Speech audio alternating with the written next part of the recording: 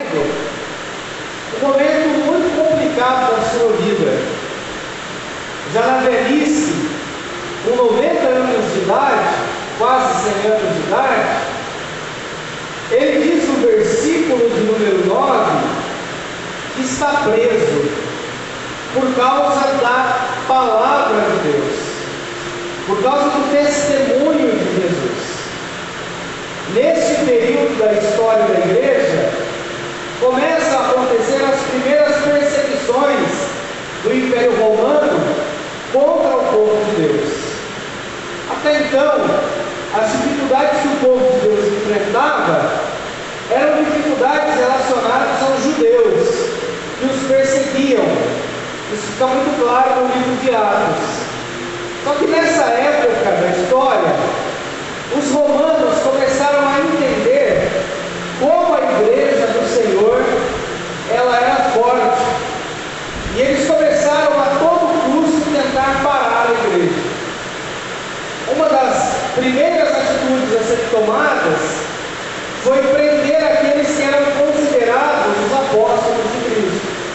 Isso aconteceu com Pedro, aconteceu com Paulo e acontece com João. João está preso por causa do testemunho da palavra de Deus. Ele não está preso porque cometeu algum crime, ele está preso porque foi pego pregando a palavra do Senhor. O texto diz, no verso número 9, que João é levado para a ilha de Patmos. A ilha de Patmos é uma ilha onde era destinado os piores criminosos do Império Romano, ficavam lá jogados à própria sorte. E é nesse lugar que Deus vai dar a João a revelação, ou vai dar a João o Apocalipse. O versículo de número 9 nos mostra uma coisa muito importante. Primeiro, a nossa vida não está na mão dos homens. Eu até achei que você dá glória a Deus, sério mesmo.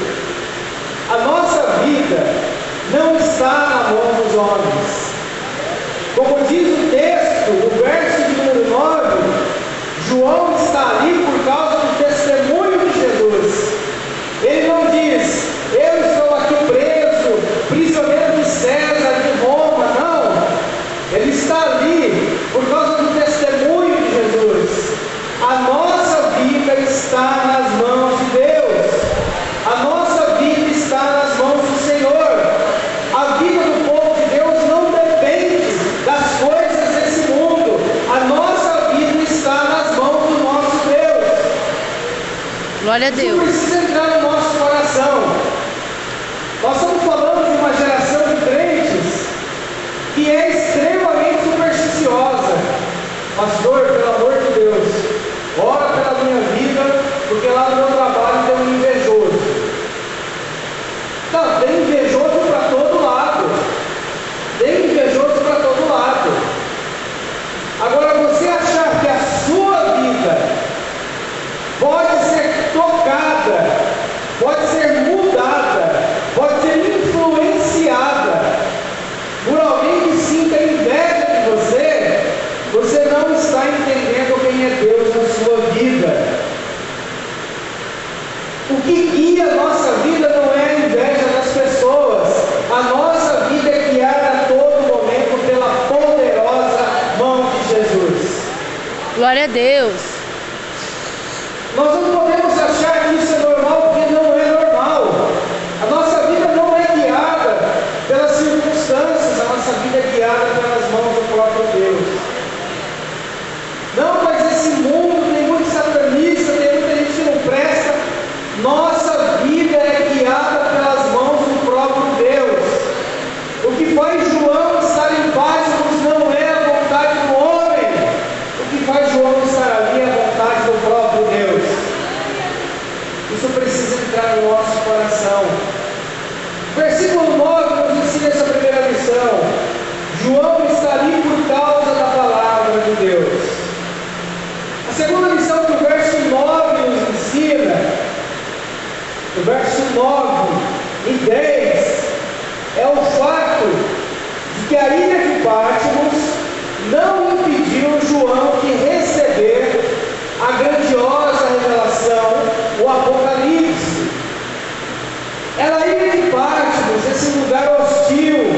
cheio de pedras, nesse lugar a qual as pessoas condenadas eram enviadas, nesse lugar, longe de tudo e todos, é nesse lugar que Deus está entregando para João a grandiosa revelação do Apocalipse.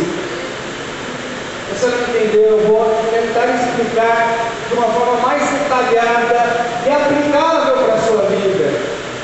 Querido, não importa o lugar que você esteja agora, não importa a condição que você esteja hoje, o nosso Deus é poderoso para nesse lugar, nessa condição, fazer o que você nem imagina. Glória a Fazer o que Deus. você nem imagina. Ele é poderoso para isso. Louvado seja Deus. Ele é poderoso para isso. Se nós olharmos para o livro dos Salmos, está lá no começo do Salmo, Salmo que Davi escreveu quando foi perseguido por Absalão, Salmo que Davi escreveu quando Saul queria contra a sua vida, Salmo que Davi escreveu quando os filisteus atacaram Davi. Perceba que toda essa situação que nós achamos uma tragédia foi um lugar onde Deus derramou a sua graça e o seu poder sobre Davi. Nós precisamos aprender isso, irmãos. Onde nós estamos é o lugar a qual Deus desenrola e fala ao nosso coração. Glória a Deus. Em nome de Jesus. Aleluia. Na primeira lição, nós vemos João estando em Patmos por causa da palavra de Deus. Na segunda lição, nós vemos o lugar a qual João recebe essa revelação.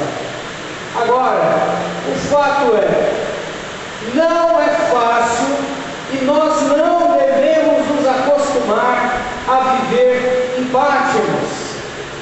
Deus não nos chamou, como está escrito lá em Mateus 28, em Marcos 16, em Lucas 24, em João 20, não está escrito lá, vão e fiquem vivendo para o resto das suas vidas em Patmos.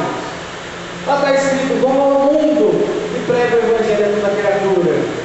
Nós até podemos passar por Patmos, mas não é o lugar que Deus espera que nós fiquemos lá para sempre. Glória a Deus. E aqui tem uma lição poderosa para todos nós. Não é porque nós estamos passando por um momento difícil hoje que nós devemos nos acostumar que esse é o único lugar que nós vamos viver para o resto das nossas vidas. As pessoas falam muito hoje, não, você precisa ter inteligência emocional.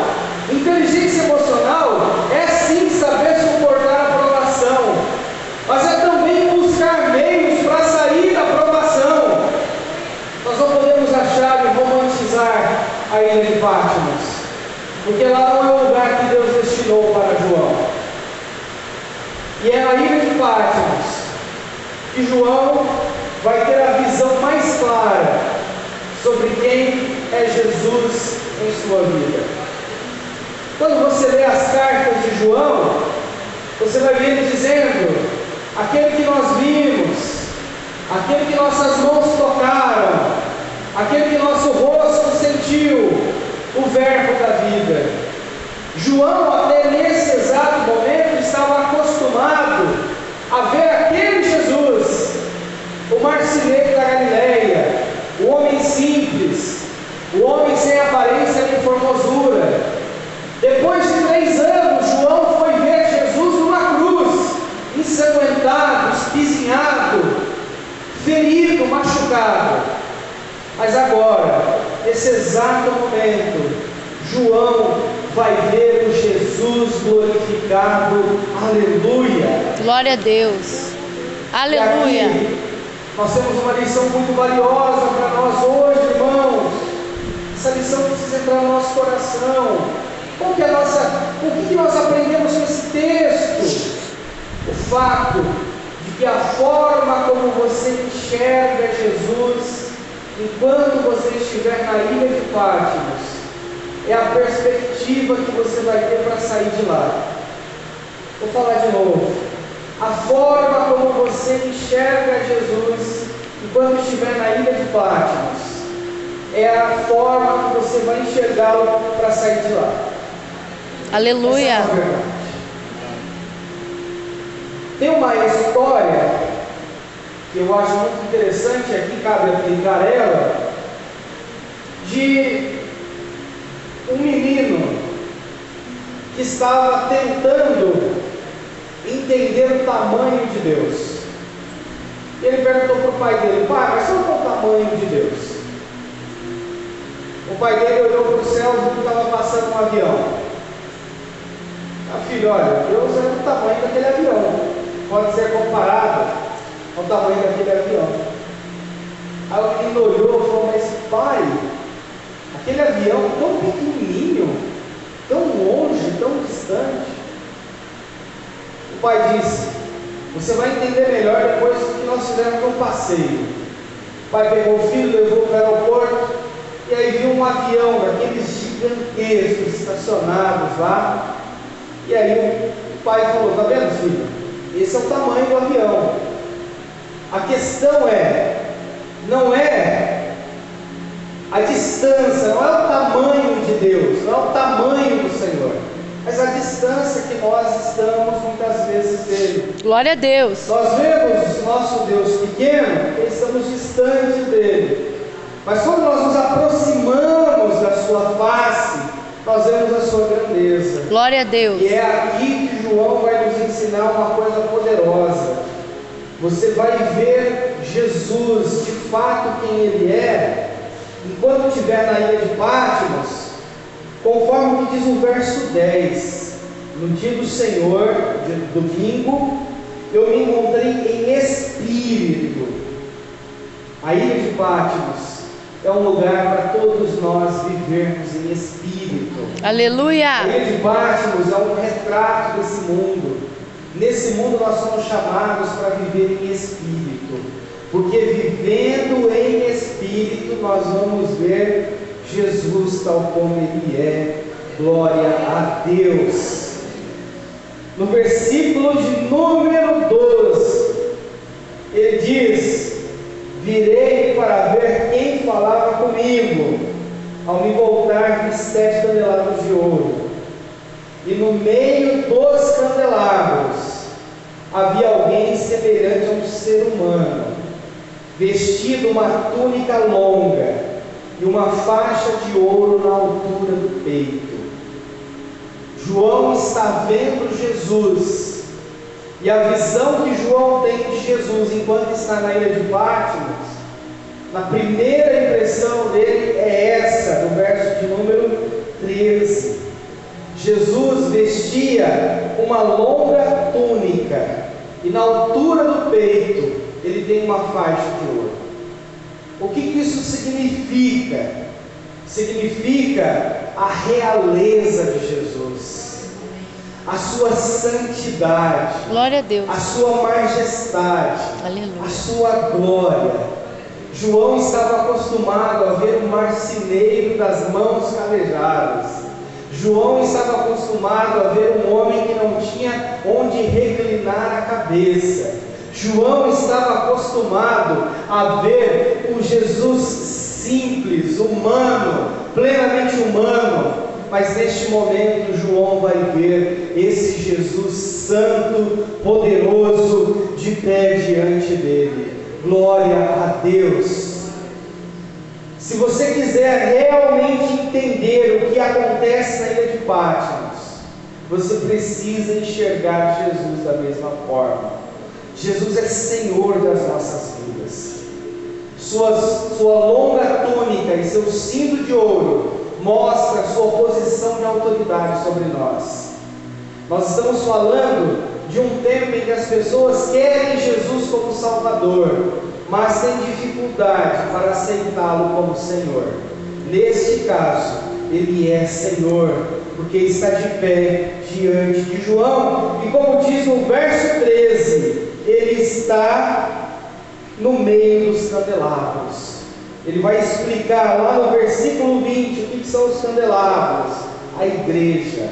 Ele está de pé no meio da igreja. Aleluia. Em santidade. Glória a Deus. Isso tem que encher nosso coração de fé e esperança. A igreja não é dos homens, a igreja não é do pastor Pedro, a igreja não é das pessoas, a igreja é de Jesus, e Ele está de pé na igreja dele. Aleluia! Em nome de Jesus. No versículo 14 diz que a sua cabeça e seus cabelos eram brancos, mostrando a eternidade de Jesus, a sua experiência. Ele mesmo diz que é o Alfa e o Ômega, é o ancião de dias. Ele tem experiência para estar no meio do seu povo, é Senhor de fato do seu povo. Toda vez que nós olhamos cabeças brancas, nós precisamos olhar com respeito e admiração, porque essas pessoas viveram uma vida toda e têm história para contar. Ainda que hoje haja uma insistência em reduzir os brancos do cabelo, mas mesmo assim, aqueles que corajosamente aderem ao branco natural, sabemos que são pessoas de experiência. Na igreja do nosso Senhor Jesus, essa igreja, quando nós vemos esse Jesus ressuscitado, nós temos que ver Ele como experiente, como aquele que é o Senhor de toda a igreja, aquele que tem todo o domínio sobre tudo. Jesus conhece cada parte da nossa vida. Não existe nada na nossa vida que Jesus não seja especialista e tenha domínio. Todos os assuntos da nossa vida são de fato apresentados pelo nosso Senhor Jesus e são compreendidos por Ele. E aqui nós precisamos lembrar que muitas vezes nós achamos que Jesus não tem nada a ver com o que eu estou passando, mas pelos seus cabelos brancos, Ele sabe exatamente o que cada um de nós enfrenta. No versículo 14, o texto diz que os seus olhos eram como uma chama de fogo. Esses olhos de Jesus que estão sobre toda a terra, eles conhecem na profundidade o que há dentro de nós. O fogo nos olhos de Jesus mostra que Ele conhece tudo que há dentro de nós. Glória a Deus. Glória a Deus. Ele enxerga e vê tudo que há dentro de nós. Louvado seja Deus. Perceba que essa visão que nós temos de Jesus em Apocalipse deve aumentar a nossa fé e a nossa esperança, para que nós não achemos que o fim da nossa vida é na ilha de Patmos, porque esse Jesus é Senhor de tudo. No versículo de número 15, diz que seus pés eram parecidos com metal brilhante, refinado em uma fornalha. Os pés de Jesus, do qual um dia julgará esse mundo, é representado pelo bronze. No Antigo Testamento, no tabernáculo, o altar do holocausto era feito de bronze. E aí nós percebemos que aos pés de Jesus, a qual julgará vivos e mortos, pela sua vida, pelo seu reino, é aquilo que subjugará o mundo e sua maldade. Nós não vamos ver o mal prosperar nesse mundo, porque temos esse Jesus com pés de metal reluzente para trazer justiça e juízo. Glória a Deus. João conclui dizendo que a voz de Jesus é a voz de muitas águas. Louvado seja Deus. Glória a Deus. Perceba que inutilmente eu estou tentando competir nesses poucos minutos do sermão com o barulho da chuva que está caindo. Por quê? Porque quando as muitas águas fazem barulho, elas sufocam todas as outras vozes. Quando nós vemos João falar que a voz de Jesus é como voz de muitas águas, existe uma aplicação profunda para o coração da igreja. Se a igreja tem ouvido muito a voz do mundo, significa que a igreja está longe da fonte da água da vida, porque quando a água faz barulho, ela sufoca, todos os outros sons que estão à nossa volta. Esse é o grande desafio. Quem é que tem falado ao nosso coração? O mundo, o diabo, o pecado ou a voz poderosa de Jesus? E a certeza da qual nós vamos encerrar neste momento é o versículo de número 18, que diz: eu sou o que vive. Glória a Deus. Aleluia. João, o teu fim, o teu destino não será a ilha de Patmos, porque está escrito: eu sou o que vive. Fui morto, mas agora estou aqui, vivo para todo sempre, e tenho as chaves da morte e do inferno. Eu tinha uma professora na escola, no seminário, que ela falava que o diabo era tão perdido que ele não tinha nem a chave da casa dele. A professora Laide, ela falava isso. O diabo é tão perdido que ele não tem nem a chave da casa dele. O fato é, nós temos a certeza de que se ele tem a chave, ele tem o poder, tem a autoridade. A nossa vida está nas mãos dele. Louvado seja o nome de Jesus.